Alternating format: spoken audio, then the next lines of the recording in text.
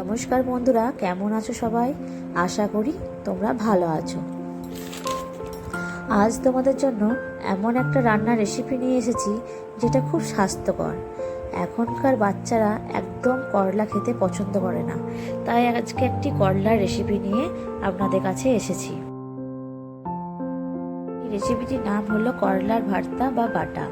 করলাগুলিকে প্রথমে ভালো করে ধুয়ে নিতে হবে।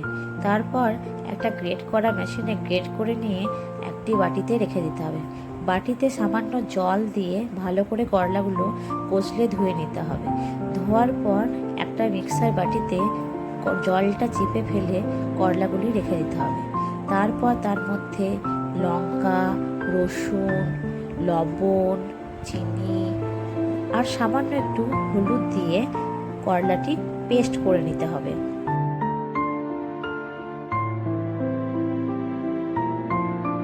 পেস্ট করা হয়ে গেলে করলাটি মিক্সার জার থেকে একটি বাটিতে ঢেলে রাখতে হবে। তারপর কড়াই চাপিয়ে তাতে সর্ষের তেল দিতে হবে। তেল গরম হয়ে গেলে তার মধ্যে একটু কালো জিরে ফোড়ন দিয়ে দিতে হবে।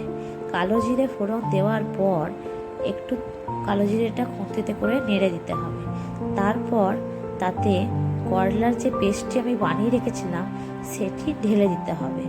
ঢেলে দেওয়ার পর আঁচটি কমিয়ে দিয়ে ভালো করে নেড়ে নিতে হবে। অনেকক্ষণ নাড়তে হবে।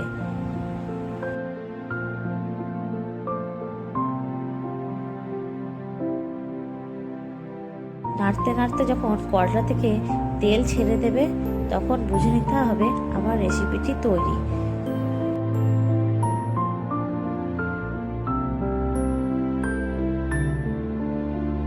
তারপর তাতে একটুখানি চাট মশলা ছিটিয়ে করলার ভর্তাটি নিচেতে নামিয়ে নিতে হবে।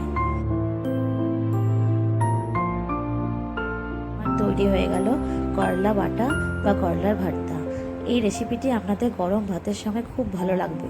আমার ভিডিওটি ভালো লাগলে শেয়ার করে দেবেন আর সাবস্ক্রাইব করে বেল বাটনটি টিপে দেবেন।